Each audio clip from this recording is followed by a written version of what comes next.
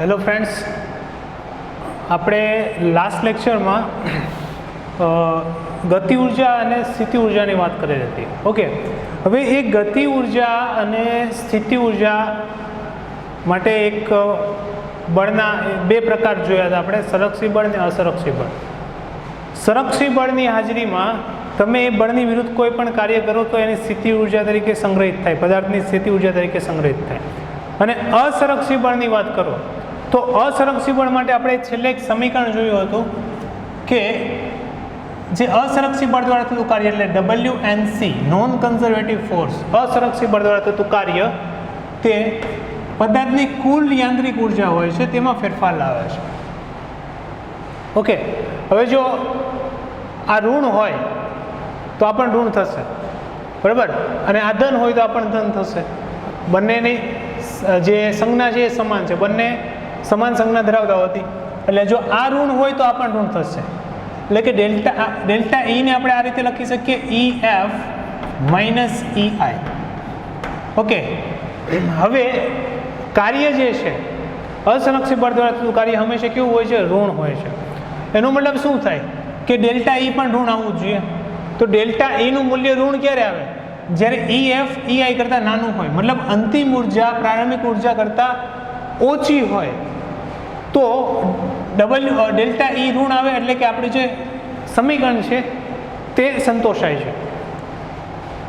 હવે આ ઋણ ક્યારે હોય તો કે આપણે હંમેશા જોઈએ છે કે અસંરક્ષી બળ જેમ કે ઘર્ષણ બળ, અવરોધક બળ હંમેશા ગતિની વિરુદ્ધ દિશામાં લાગતા હોય છે. પદાર્થની જે ગતિ થતી હોય છે તેની વિરુદ્ધ દિશામાં લાગતા હોય છે. તેથી આ હંમેશા ઋણ જ હોય છે.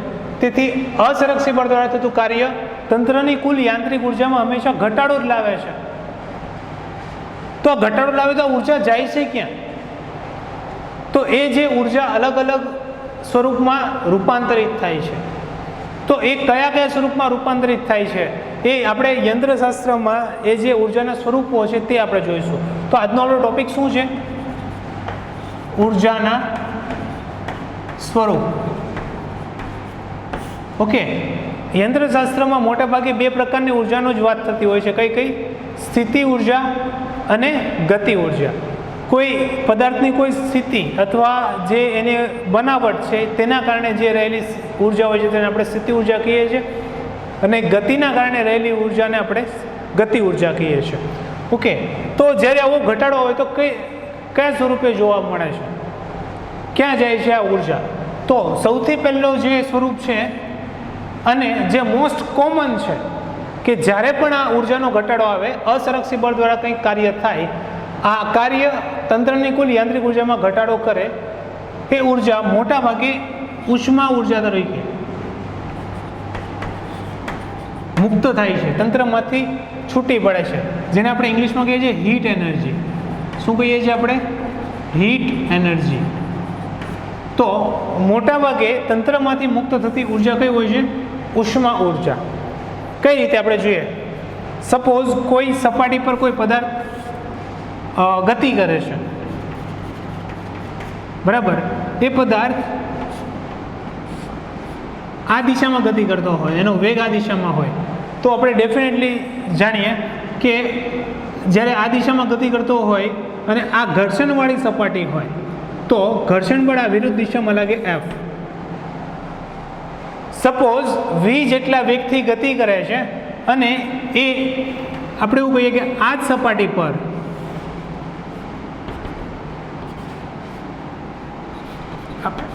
x0 જેટલું અંતર કાપે છે. કેટલું? x0 જેટલું અંતર કાપીને સ્થિર થાય છે. બરાબર, આપણે નોર્મલ અનુભવ છે કે કોઈ સપાટી પર પદાર્થ ગતિ કરતો હોય એ જ ધીમે ધીમે સ્થિર બને છે, એ જ ઘટના અહીંયા થાય છે. તો અહીંયા શું થાય છે? તો એની જે ગતિ ઉર્જા છે તેમાં ઘટાડો આવે છે અને એ સ્થિતિ ઉર્જા તરીકે સંગ્રહિત પણ નથી થતી. મતલબ અહીંયા કુલ યાંત્રિક ઉર્જામાં ઘટાડો આવે છે. કુલ યાંત્રિક ઉર્જામાં ઘટાડો કેટલો આવે છે? તો ડેલ્ટા E બરાબર -1/2 mv². છે, બરાબર, કે પ્રારંભમાં આટલી ઉર્જા છે, અંતમાં 0 થઈ જાય છે. તો ડેલ્ટા E બરાબર શું થશે? અંતિમ એટલે કે 0 માઇનસ પ્રારંભિક એટલે કે -1/2 mv². હવે આ જ ગતિ દરમિયાન, આ જ પ્રક્રિયા દરમિયાન ઘર્ષણ બળ દ્વારા થતું કાર્ય કેટલું થાય કે मतलब घर्षण बल केवुं छे असंरक्षी बल छे तो WNC बराबर शुं थशे तो कि -Fx0 घर्षण बल गुणिया स्थानांतर बराबर परस्पर विरुद्ध दिशा में स्थानांतर आ दिशा में बल आ दिशा में एटले माइनस निशाने तो आज घर्षण बल द्वारा थतुं कार्य जे छे तेनी ऊर्जा में फेरफार लावे छे आ समीकरण अनुसार એટલે આપણે એવું કહી શકીએ કે 1/2 mv² बराबर શું થશે तो कि Fx0 मतलब જેટલી પણ ગતિ ઊર્જા હતી તે ઘર્ષણ બળ દ્વારા થતા કાર્યમાં વેડફાઈ ગઈ છે એનો સામનો કરવામાં વેડફાઈ ગઈ છે ઓકે તો અહીંયા આપણે જ્યારે પ્રારંભમાં જોઈએ છે આપણે યંત્રશાસ્ત્રની દૃષ્ટિએ જોઈએ તો આપણને આ પરિણામ મળે તો વેડફાઈ ગઈ એવો શબ્દનો યુઝ કરીએ તો એ ક્યાં વેડફાઈ ગઈ ક્યાં ગઈ એ ઊર્જા તો એ ઊર્જા આપણે જોઈ શકીએ કે જ્યારે પણ આ પદાર્થ આ દિશામાં ગતિ કરતો હોય એને સ્થિર થાય ત્યારે તમે આના પર હાથ ફેરવો અથવા કોઈ એવું સાધન લઈ લો કે જે તાપમાનનું માપન કરતો હોય તો આપણને એવું જોવા મળે કે આ જે સપાટી છે થોડી ગરમ થઈ છે બરાબર આ સપાટી કેવી થઈ ગઈ છે ગરમ થઈ ગઈ છે મતલબ તેના તાપમાનમાં થોડોક વધારો જોવા મળે છે એટલે જ્યારે પણ તંત્રમાંથી કોઈ ઊર્જા ઉષ્મા સ્વરૂપે બહાર નીકળે તો એ જ્યાં પણ ઉષ્મા સ્વરૂપે જોવા મળે તે પદાર્થનું અથવા તે આસપાસનું જે વાતાવરણ છે તેના તાપમાનમાં વધારો જોવા મળે છે ઉષ્મા ઊર્જાની હાજરી આપણે તાપમાન પરથી નક્કી કરીએ છીએ કે જો તાપમાનમાં વધારો થાય તો ત્યાં ઉષ્મા ઊર્જા વધેલી છે અને હજુ થોડુંક ડિટેલમાં જોઈએ તો ઉષ્મા ઊર્જા જે છે તે ખરેખર તો જે તંત્ર છે એટલે કે આ સપાટી છે તેની આંતરિક ઊર્જા તરીકે યાંત્રિક નહીં પણ આંતરિક ઊર્જા તરીકે જોવા મળે છે બરાબર છે ઉષ્મા ઊર્જા એટલે તંત્રની જે આંતરિક ઊર્જા છે તેમાં વધારો કરે છે બરાબર તંત્રની જે આંતરિક ઊર્જા છે તેમાં વધારો એટલે આંતરિક ઊર્જા આપણે આગળના ચેપ્ટર્સમાં જોઈશું જે ગતિવાદ છે તેમાં કે આંતરિક ઊર્જા એટલે જે પદાર્થ જે છે તેના જે અણુઓ હોય છે તેની રેન્ડમ ગતિ થતી હોય છે જો આંતરિક ઊર્જા વધે તો એ ગતિ ખૂબ જ ઝડપથી થતી હોય છે અલ્ટિમેટલી શું થાય છે કે જો આ બ્લોકમાંથી આંતરિક ઊર્જા આ બ્લોકની ગતિ ઊર્જા ઘટેલી છે તો એ ગતિ ઊર્જા ક્યાં પાસ થઈ ગઈ છે આ સપાટી પર આ સપાટીની આંતરિક ઊર્જા તરીકે જોવા મળે એટલે કે ઉષ્મા તરીકે જોવા મળે છે એટલે કે આ અંદરના જે અણુઓ છે સપાટીના જે અણુઓ છે ખૂબ જ ઝડપથી ગતિ કરે છે રેન્ડમ અને ઝડપી ગતિ થતી હોય છે તો એ જે ગતિ છે તેને આપણે કહીએ છીએ આંતરિક ઊર્જા અણુઓની જે ગતિ છે તેના સાથે સંકળાયેલી ઊર્જા છે તેને આપણે આંતરિક ઊર્જા કહીએ એટલે આ બ્લોકની ગતિ ઊર્જા આ સપાટીના અણુઓની ગતિ ઊર્જામાં રૂપાંતરિત થાય છે તો આપણે હંમેશા યાદ રાખીશું કે જ્યારે પણ ઘર્ષણ બળ દ્વારા ગતિ ઊર્જામાં ઘટાડો આવે તો એ ઘર્ષણ બળ દ્વારા ગતિમાં ઊર્જાનો જે ઘટાડો થાય છે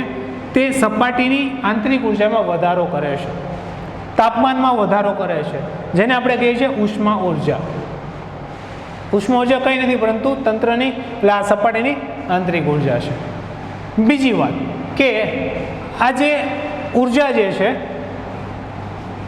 ઘર્ષણ બળ દ્વારા થતું જે કાર્ય છે તે સંરક્ષી બળ કરતાં થોડુંક અલગ છે સંરક્ષી બળ માટે શું હતું તો કે સંરક્ષી બળ દ્વારા થતું કાર્ય અંતિમ સ્થાન અને પ્રારંભિક સ્થાન પર આધાર રાખે છે જ્યારે ઘર્ષણ બળ દ્વારા થતું કાર્ય માર્ગ પર આધારિત છે જેટલો મોટો માર્ગ હશે એટલું વધારે કાર્ય થશે આ વસ્તુ હંમેશા યાદ રાખજો કે અસંરક્ષી બળ દ્વારા થતું કાર્ય હંમેશા માર્ગ આધારિત હોય છે જ્યારે સંરક્ષી બળ દ્વારા થતું કાર્ય હંમેશા સ્થાન આધારિત હોય છે વાત સમજાણી ઓકે તો આપણે જોયું કે જે ઘર્ષણ બળ દ્વારા થતું કાર્ય છે તે ઉષ્મામાં સ્વરૂપ થાય ઉષ્મા ઊર્જામાં રૂપાંતરિત થાય છે એટલે હંમેશા આ વસ્તુ યાદ રાખીશું કે જ્યારે પણ કોઈ તંત્રની ઘર્ષણના લીધે ગતિ ઊર્જા ઘટે કુલ યાંત્રિક ઊર્જા ઘટે તો એ વસ્તુ યાદ રાખીશું કે એ ક્યાં કન્વર્ટ થઈ ગઈ છે તો કે સપાટીની આંતરિક ઊર્જા એટલે કે ઉષ્મા ઊર્જા તરીકે જોવા મળે છે વાત સમજાણી ઓકે તો એક આ સ્વરૂપમાં રૂપાંતરિત થાય છે બીજું સ્વરૂપ છે રાસાયણિક ઊર્જા કેમિકલ એનર્જી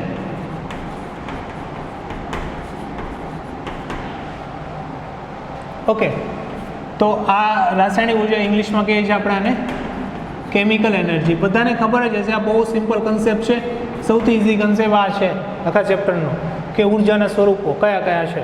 તો પહેલું છે આપણે ઉષ્મા ઉર્જા, બીજું છે રાસાયણિક ઉર્જા. રાસાયણિક ઉર્જા તરીકે પણ જોવા મળે છે. ઓકે, રાસાયણિક ઉર્જા કઈ છે પહેલાં આપણે એને સમજી લઈએ. તો આપણી જે માનવોનો ઇતિહાસ છે તેનો સૌથી મોટામાં મોટી આપણે કોઈ એચિવમેન્ટ કહી શકીએ એ શું છે કે આપણે અગ્નિની શોધ કરી. હવે યાદ કરો, આપણે નાના ધોરણથી શીખતા આવીએ છીએ કે અગ્નિની શોધ કઈ રીતે થઈ હતી. તો કોઈક એવું કીધું કે એક હતો ભાઈ, એણે જે બે પથ્થર ઘસેલા હતા એના લીધે શું થઈ ગયું કે એ જે ત્યાં પાન હતા, સૂકા પાંદડા હતા, તેમાં આગ લાગી ગઈ અને તેથી એ પછી આગ સળગાવતા મનુષ્ય શીખી ગયો. તો એ તમે જ્યારે ઘસો એ શું છે, કંઈ નથી, ઘર્ષણ બળ જ છે. એ ઘર્ષણ બળના લીધે શું થાય તો કે પથ્થરની સપાટીમાં તાપમાનમાં વધારો આવે. એ પથ્થરની સપાટીના તાપમાનમાં જે વધારો આવે છે એ તાપમાનના લીધે શું થાય છે, પાંદડા સળગી ઉઠે છે. ઓકે, એક એ વસ્તુ છે. બીજું આપણે એવું જોયું છે કે દિવાસળી જે છે, દિવાસળીને આપણે એક સ્ટ્રીપ પર ઘસીએ તો એ સળગી ઉઠે છે. તો એ શું છે, એ જે સ્ટ્રીપ છે એ રાસાયણિક રીતે તૈયાર કરેલું એક ખાસ પ્રકારનું બનાવટ છે. એ રાસાયણિક પ્રક્રિયા થાય છે. અહીંયા તે ઘસો એટલે શું થાય છે તો પેલું સળગી ઉઠે છે. તો એવું જ કંઈક અહીંયા થાય છે. મતલબ આ જે પ્રકારની ઉર્જા છે જે જ્યાં આપણે આ સળગાવીએ છીએ અથવા અગ્નિ પ્રગટાવીએ છીએ એ શું છે, રાસાયણિક ઉર્જા છે. તેમાં શું થાય છે કે પદાર્થના જે અણુઓ છે તેની પુનઃ ગોઠવણી થાય છે. શું થાય છે કે જે પદાર્થ સળગતો હોય તેના એ પદાર્થના અણુઓની પુનઃ ગોઠવણી થાય.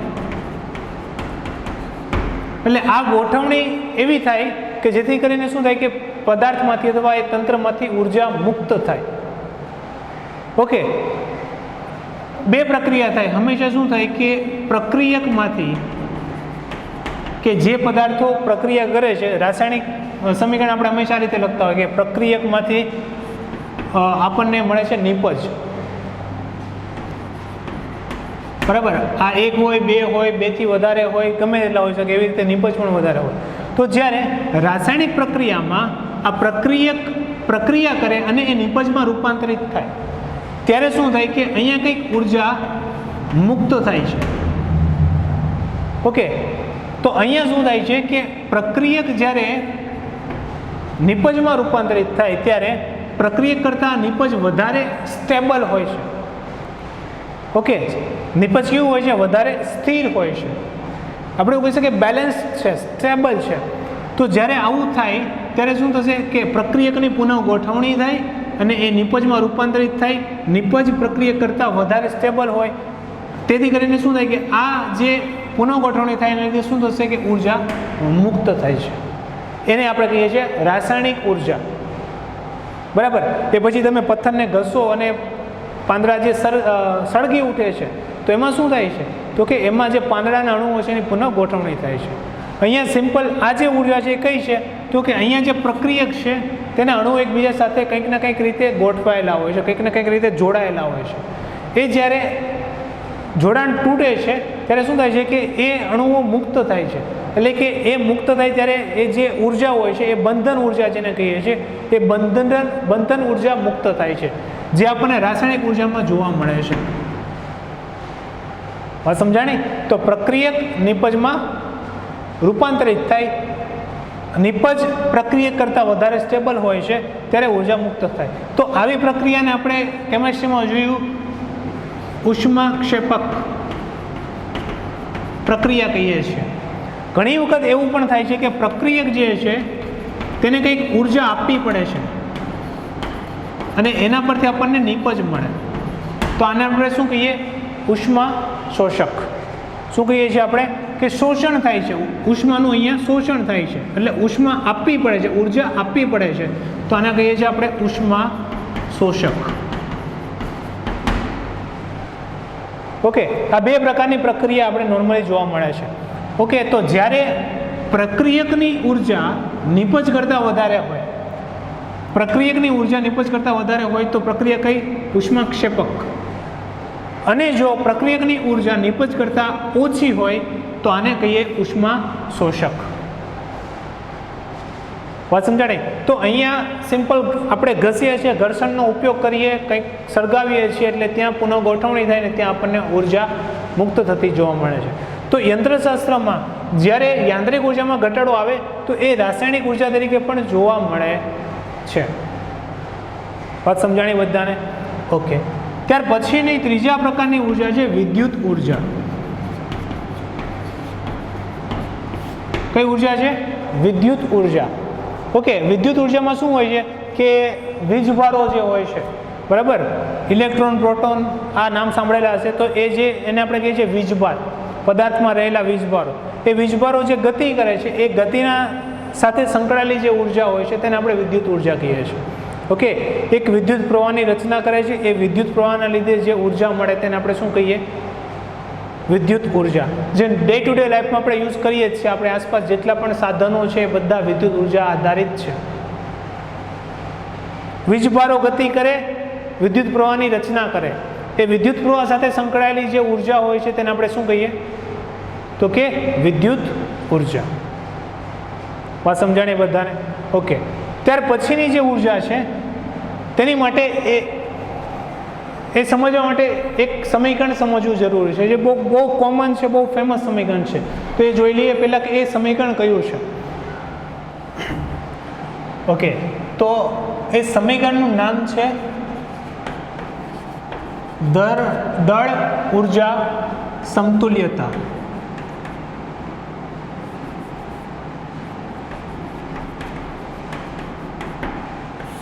ઓકે. જો નામ પરથી ખબર પડે કે દળ ઉર્જા સમતુલ્યતા. ઓકે. તો સમતુલ્યતા મતલબ સમાનતા, એટલે કે દળ અને ઉર્જામાં કંઈક સમાનતા છે. તો 19મી સદી સુધી વૈજ્ઞાનિકો એવું માનતા હતા કે જે ઉર્જા છે તે કોઈ પણ રીતે બનાવી શકાતી નથી. નો ડાઉટ એકમાંથી બીજામાં કન્વર્ટ થાય, પરંતુ જે જથ્થો છે સમગ્ર બ્રહ્માંડમાં, વિશ્વમાં ઉર્જાનો જે જથ્થો છે તે અચળ જ છે. તે ક્યારેય બનતો નથી અને ક્યારેય નષ્ટ પણ નથી થતો. બરાબર. એવી જ રીતે રાસાયણિક પ્રક્રિયામાં પણ એવું જ વિચારતા હતા કે કોઈ પણ રાસાયણિક પ્રક્રિયા થાય તો જે દળ છે તે દળ હંમેશા કેવું હોય છે? તો કે એ અચળ જ હોય છે, કે પ્રક્રિયક અને નિપજનું જે દળ છે હંમેશા સમાન હોય છે. પરંતુ પછી એક મહાન વૈજ્ઞાનિક છે, તેણે આ સમીકરણ આપ્યું, E = mc². અને પ્રિસાઇઝલી લખીએ તો E = Δmc². આવું સમીકરણ તમે ઘણી બધી જગ્યાએ જોયું હશે. આ શું કહે છે કે દળને ઉર્જામાં રૂપાંતરિત કરી શકાય છે. એમ દર્શાવે છે દળ E છે તે ઉર્જા છે. C શું છે? તો કે પ્રકાશની ઝડપ છે. ક્યાં? શૂન્ય અવકાશમાં પ્રકાશની ઝડપ, જેને 3 × 10⁸ મીટર/સેકન્ડ આટલું મૂલ્ય છે. 3 × 10⁸ મીટર/સેકન્ડ. તો આ સમીકરણ આપનાર છે આલ્બર્ટ આઇન્સ્ટાઈન. એણે શું કીધું કે દળને ઉર્જામાં રૂપાંતરિત કરી શકાય છે અને ઉર્જાને પણ દળમાં રૂપાંતરિત કરી શકાય છે. ઓકે. જ્યારે પણ દળને ઉર્જામાં રૂપાંતરિત કરો એટલે જે દળમાં ફેરફાર આવે છે તેના સાથે સંકળાયેલી ઉર્જા જે છે તેને E તરીકે દર્શાવવામાં આવે છે. ઓકે. આટલી ઉર્જા મળે છે. એ પછી કોઈ પણ પ્રકારની ઉર્જા હોય કે જ્યાં દળમાં ફેરફાર આવતો હોય તો તેના સાથે સંકળાયેલી જે ઉર્જા છે તે આ સમીકરણ મુજબ મળે છે. એટલે એનું એમ કહેવું છે કે દળને ઉર્જામાં અને ઉર્જાને દળમાં કન્વર્ટ કરી શકાય છે. વાત સમજાણી બધાને? તો આ સમીકરણનો યુઝ કરીને આપણે દળ અને ઉર્જાને એકબીજાને કન્વર્ટ કરી શકાય છે. અને આના આધારે બહુ ફેમસ એક ઉર્જાનું સ્વરૂપ જોવા મળે છે, જેને કહેવાય છે ન્યુક્લિયર ઉર્જા. ન્યુક્લિયર એનર્જી છે. ઓકે. આને કહેવાય છે માસ એનર્જી ઇક્વેશન. આ છે ન્યુક્લિયર ઉર્જા. ન્યુક્લિયર ઉર્જામાં શું થાય છે કે ન્યુક્લિયર ઉર્જામાં જે ન્યુક્લિયસ છે અથવા જે ન્યુક્લિયસની અંદરના રહેલા જે ઘટકો છે એ છૂટા પડે છે અથવા ભેગા થાય છે, અને ત્યાં શું થાય છે કે દળમાં ફેરફાર આવે. છૂટા પડે કે ભેગા થાય ત્યારે શું થાય, દળમાં ફેરફાર આવે અને એ દળમાં આવતો જે ફેરફાર છે તે ઉર્જા તરીકે મુક્ત થાય છે. ઓકે, તો ન્યુક્લિયર ઉર્જા બે પ્રકારની ઉર્જા તરીકે જોવા મળે છે, ફિશન અને ફ્યુઝન. ઓકે, ઇંગ્લિશ વર્ડ છે ફિશન અને બીજું શું છે, ફ્યુઝન. ઓકે, ફિશન પરથી જ ખબર પડે છે, નામ પરથી જ. ફ્યુઝન પરથી નામ પરથી ખબર પડે કે આ બે પ્રકારની જે આપણે એવું કહી શકીએ કે ઘટનાઓ જોવા મળે છે. ઓકે, તો ન્યુક્લિયર ઉર્જામાં આ બે પ્રકારની ઘટનાઓ જોવા મળે છે, ફિઝન અને ફ્યુઝન. ફિઝનમાં શું થાય છે કે એક અણુ જે છે તે બેમાં રૂપાંતરિત થાય છે, ફિશ થાય છે, મતલબ છૂટા પડે છે. જ્યારે ફ્યુઝમાં શું થાય છે, ફ્યુઝમાં ભેગા થવું. ફ્યુઝનો મતલબ શું થાય, ભેગા થવું. તો કે બે અથવા બેથી વધારે અણુઓ ભેગા થઈને એક અણુ બનાવે છે. ફ્યુઝનનું બહુ કોમન એક્ઝામ્પલ આપણે લઈ શકીએ કે સૂર્યમાંથી મળતી ઉર્જા કઈ છે, ન્યુક્લિયર ઉર્જા છે. ત્યાં શું થાય છે કે હાઇડ્રોજનના જે અણુઓ છે એ 4 હાઇડ્રોજનના અણુઓ ભેગા થઈને એક અણુ બનાવે, હેલિયમનું. હાઇડ્રોજન હેલિયમમાં કન્વર્ટ થાય છે. એટલે અહીંયા શું થાય છે કે હાઇડ્રોજનના જે અણુઓ છે તેનું દળ, હાઇડ્રોજનનું શું થાય છે, અહીંયા હેલિયમમાં રૂપાંતરણ થાય છે. અહીંયા 4 હાઇડ્રોજન એક હિલિયમ બનાવે છે. એટલે અહીંયા આ જે હાઇડ્રોજનનું જે દળ છે તે હિલિયમ કરતાં કેવું થાય છે, વધારે. એક હાઇડ્રોજન નહીં, 4 એ 4નું સાથે કાઉન્ટ કરું છું તો આનું દળ હિલિયમ કરતાં કેવું હોય છે, વધારે હોય છે.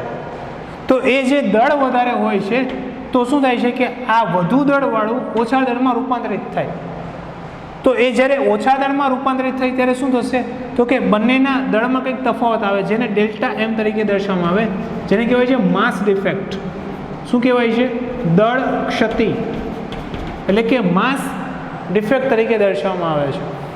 સૂર્યમાં ફ્યુઝનની પ્રક્રિયા થાય છે, 4 હાઇડ્રોજન ફ્યુઝ થઈને ભેગા મળીને એક હિલિયમ બનાવે.